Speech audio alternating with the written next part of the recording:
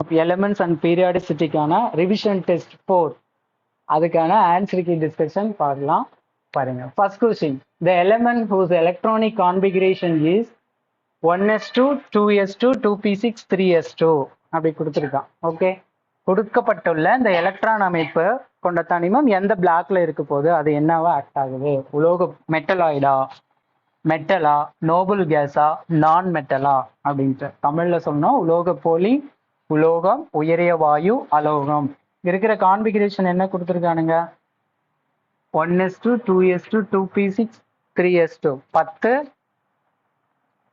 2 4 6 தென் இங்க அப்ப 12 12 number of electron 12. என்ன எலமெண்ட்? மெக்னீசியம். அப்ப மெக்னீசியம்ங்கிறது alkali metal, alkaline earth metal. அப்ப பாருங்க, இதுல ஸ்பெசிபிக்கா ஆல்கலி மெட்டல், அல்கலின் எர்த் மெட்டல்னு கொடுக்கல, பட் செகண்ட் ஆப்ஷன் மெட்டல்னு கொடுத்துருக்கான். ஓகே,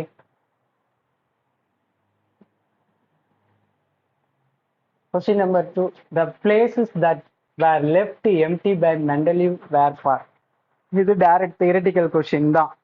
அதான் மெண்டலீவ் வந்துட்டு நவீன ஆவர்த்தன அட்டவணைக்கு முன்னாடி ஒரு 2 எலமெண்ட்க்கு ஈகா சிலிகான், ஈகா ஜெர்மானியம் பார்த்தோம்ல, அதுக்கு என்ன பேரு, அந்த எலமெண்ட் என்னன்னு தான் கேட்டிருக்கான். இது டைரக்ட் கொஸ்டின் தான். One option B, gallium and germanium.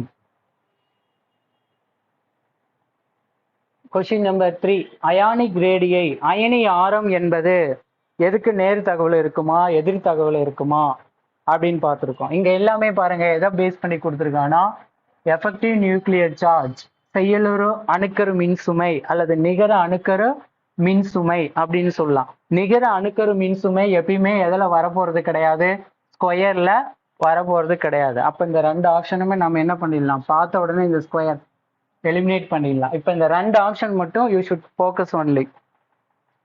Effective nuclear charge எதிர் தகவலை இருக்குமா அல்லது நேர் தகவலை, இன்வர்ஸ்லியா டைரக்ட்லி ப்ரொபோர்ஷனலா அப்படின்ட்டு. Left to right periodic table ionic radius என்னவாகும்? டிக்ரீஸ் ஆகும். டாப் டு பாட்டம் இன்க்ரீஸ் ஆகும். Top to bottom effective nuclear charge எப்படி இருக்கும்? Same, remain same, accept second period element and lithium, beryllium, அதை தவிர்த்து மீதி எல்லாமே ஒரே மாதிரி வேல்யூ. இப்போ நம்ம என்ன concept, left to right ionic radius decrease ஆகும். எதனால டிக்ரீஸ் ஆகுது அயனி ஆரம்? Effective nuclear charge increase ஆகுறதுனால.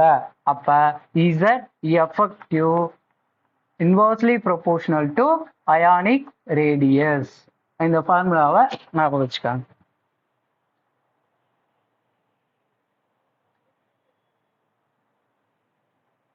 Question number 4, which element of group 16 has the highest catenation ability? group 14 எழுதிடுவார், carbon வந்துட்டு மோஸ்ட் அப்படின்ட்டு கார்பன் ஃபேமிலி. இங்க நான் கேட்டிருக்கிறது குரூப் 16 எலமெண்ட். அப்ப கேட்டனேஷன் அபிலிட்டினா என்ன மீனிங்? விக்கஸ்ட் ஒரு மாலிகுலை ஃபார்ம் பண்ணும். ஓகேங்களா? இதுல பாரு, ஆக்சிஜன், ஆக்சிஜன் OH மாலிகுல் எங்கேயோ பார்த்துருக்குமா? அப் டு ஓசோன் பார்த்துருப்போம். அதுல O3. ஓகே, நெக்ஸ்ட் செலீனியம், செலீனியமும் அப் டு 4 வரை அல்லது 2 minimum. Then tellurium also 4 bond மட்டும்தான் ஃபார்ம் பண்ணும். இதுல சல்ஃபர் மட்டும்தான் 8, S8 அப்படின்னு சொல்லுவோம். இந்த S8 அப்படிங்கிறது என்ன நேச்சர் அப்படின்னா டயாமேக்னெட்டிக் நேச்சர். இது வேணா நோட் பண்ணிக்கலாம், S8.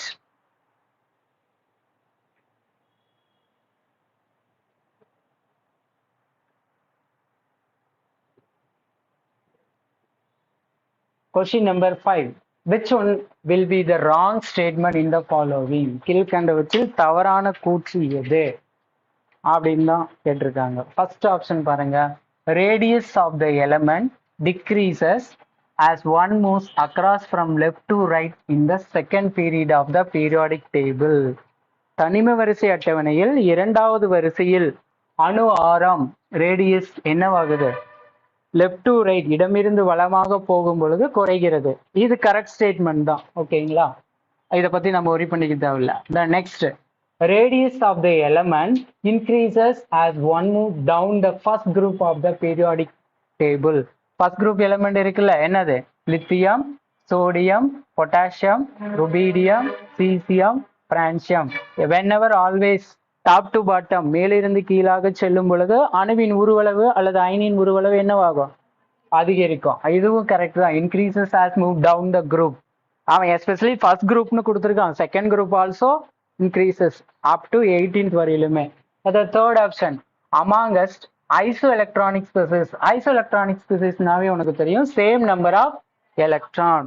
அதை மைண்ட்ல நல்லா ஞாபகம் வச்சுக்க. The positive charge on the cation. smaller positive charge on the cation, smaller is the ionic radius. Okay, isoelectronic physics பார்க்கலாம்.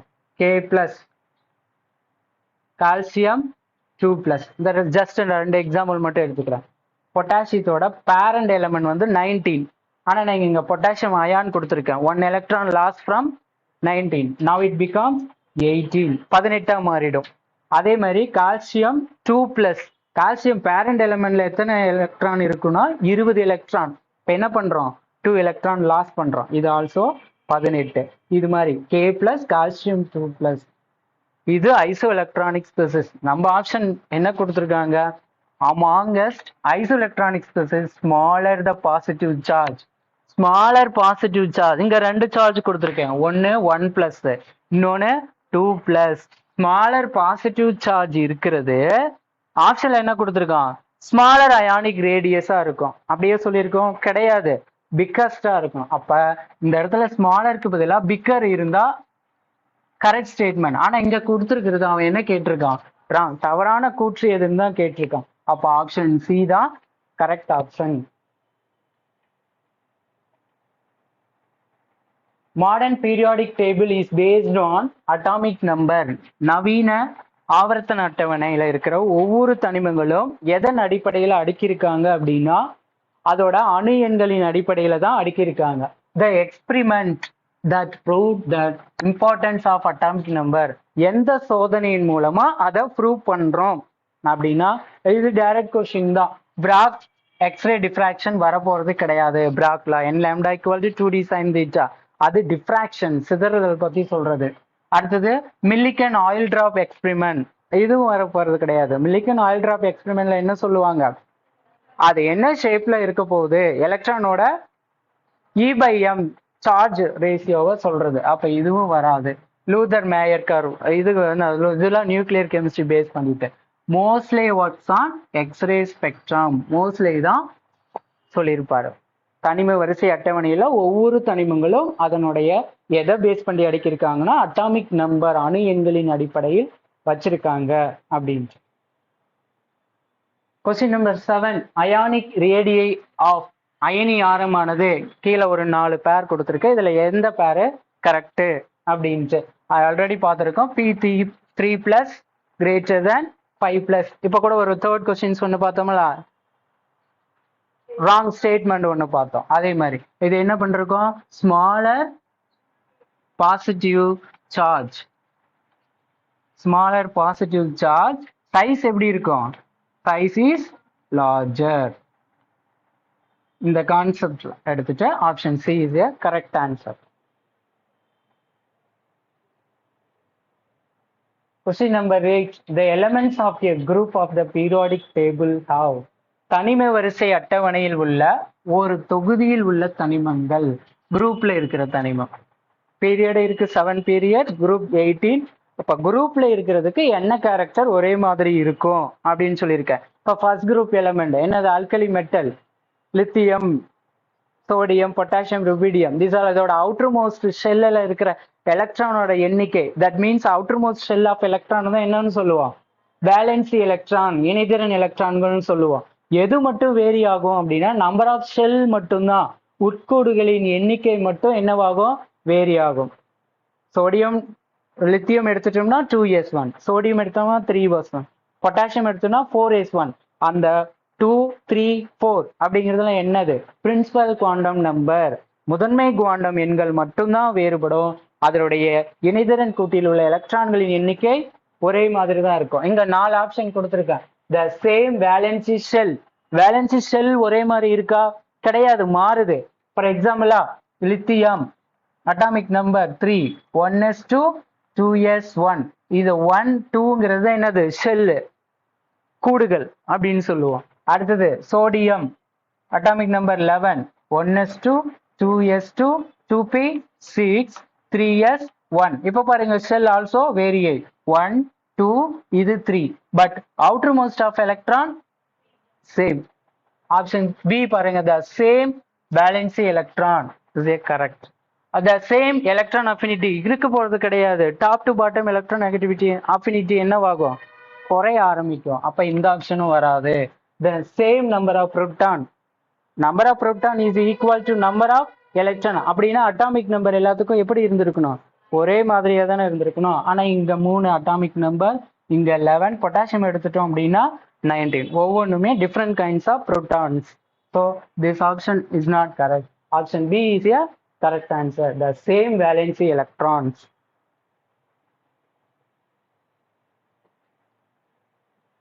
Question number 9. Electron affinity of sulfur. அப்பதான் revision test 3ல ஒரு questions பார்த்திருப்போம். சல்பரை பேஸ் பண்ணிட்டு எலக்ட்ரான் அஃபினிட்டி எப்படி இருக்கும் 4 option கொடுத்துருக்கேன். சல்பரின் electron நாட்டம் இந்த 4 ஆப்ஷன்ல எப்படி இருக்க போகுது அப்படின்ட்டு. First option more than oxygen and selenium.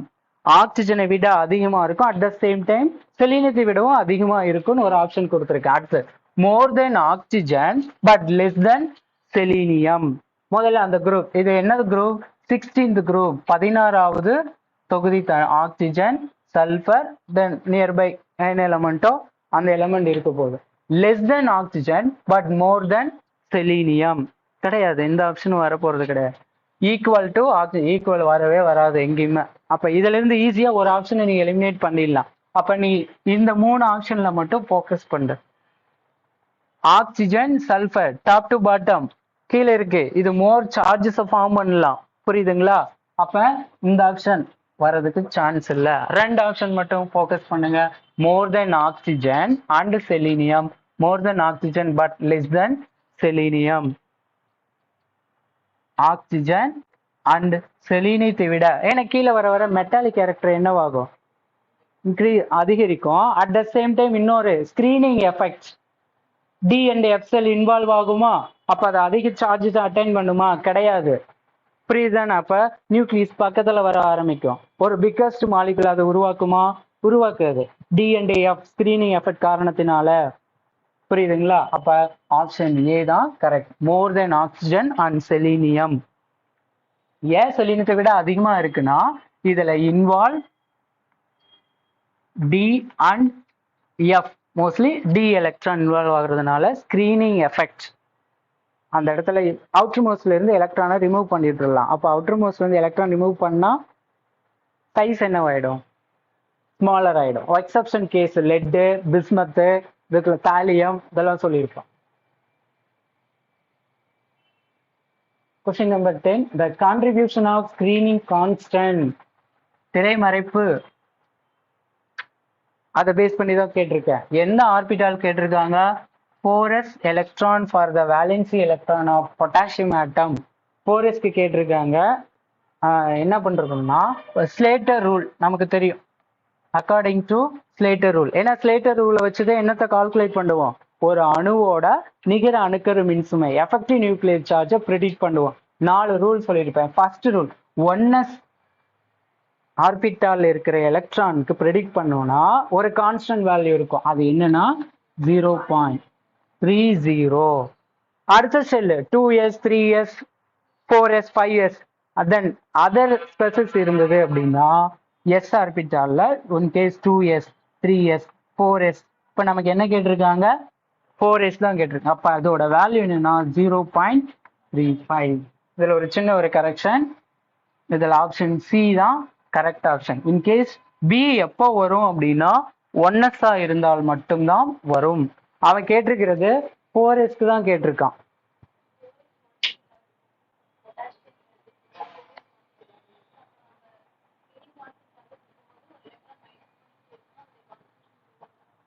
அவன் இன்னர் ஷெல்க்கு கேட்கல. நமக்கு கொஸ்டின் கேட்டது என்ன 4s எலக்ட்ரானுக்கு தான் டைரக்டா ஸ்லேட்டர் ரூல் அப்ளை பண்றோம்.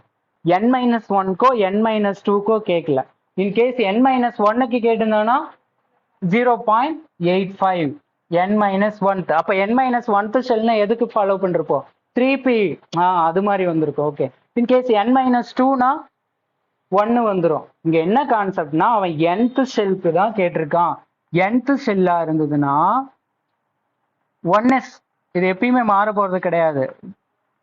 0.30 1s விட அடுத்த ஆர்பிட்டாலோட s 2s 3s 4s 5s 6 up to 7s வரையில வந்ததும் whenever always 0.35.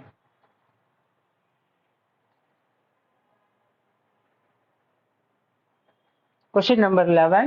The ionization energy of hydrogen atom is. Hydrogen அணுவோட அயனியாக்கும் ஆற்றல் கொடுத்துருக்காங்க. எவ்வளோ? 13.6 13.6 எலக்ட்ரான் வோல்ட். நம்மள என்ன கால்குலேட் பண்றோம்? அந்த ionisation energy of lithium 2+. Lithium 2+ அயனியோட அயனியாக்கும் ஆற்றல் எவ்வளவு இருக்க போகுது அப்படின்ட்டு இதுக்கு ஒரு ஃபார்முலா இருக்கும். En is equal to 13.6 Z square divided by N square. இங்க Z square அப்படிங்கிறது என்னன்னா atomic number. Atomic number of the given element. இங்க என்ன கிவன் எலிமெண்ட் கொடுத்துருக்கான்? லித்தியம். அப்ப லித்தியத்தோட அட்டாமிக் நம்பர் எவ்வளவுப்பா? 3. ஓகே. நெக்ஸ்ட் இந்த Nங்கிறது என்னன்னா கிரவுண்ட் ஸ்டேட். இந்த இடத்துல கிரவுண்ட் ஸ்டேட்ல தானே அதோட அட்டாமிக் நம்பர் 3. அப்ப n equal to 1. 0ன்னு சப்ஸ்டியூட் பண்ணக்கூடாது. 0 சப்ஸ்டியூட் பண்ணோம்னா இன்ஃபினிட்டி ஆயிரும். அப்ப இதில் கொண்டு வந்து அப்ளை பண்ணலாம். 13.6 into 3 square divided by 1 square. Now 13.6 into 9. அது போட்டா ஆன்சர் 122.4. இது ஜஸ்ட் சாதாரண மல்டிப்ளிகேஷன் தான். அடுத்த ரிவிஷன் டெஸ்ட்கான கொஷின்ஸ் டிஸ்கஷன் வந்து அடுத்த செஷன்ல பார்க்கலாம். ஓகே.